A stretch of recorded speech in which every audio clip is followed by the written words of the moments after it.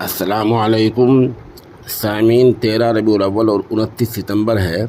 आज की खबरों की शुरुआत जामिया हुसैनिया सरवर पीर के नाज़िम मुफ्ती नदीम कासिमी की तिलावत कलाम पाक से की जा रही है। अल्हम्दुलिल्लाहि रब्बिल आलमीन अर्रहमानिर रहीम मालिकि यौमिद्दीन इय्याका नअबुदु व इय्याका नस्तईन इहदिनस सिरातल मुस्तक़ीम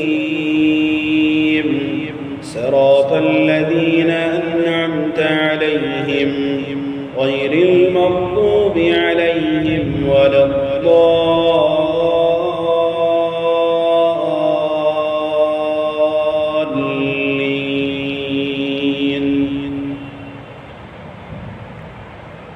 وقال الذين كفروا لا تسمعوا لهذا القرآن والغوا فيه لعلكم تغلبون. فلنذيقن الذين كفروا عذابا شديدا ولنجزينهم أسوأ الذي كانوا يعملون. ذلك جزاء أعداء الله النار لهم فيها دار الخلد جزاء بما كانوا بآياتنا يجحدون. وقال الذين كفروا ربنا أرنا الذين أضلانا من الجن والإنس نجعلهما تحت أقدامنا ليكونا من الأسفلين. إن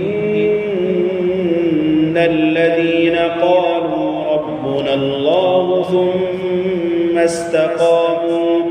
ثم استقاموا تتنزل عليهم الملائكة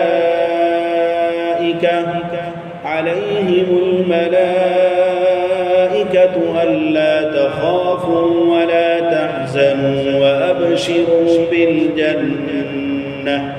وأبشروا بالجنة التي كنتم توعدون.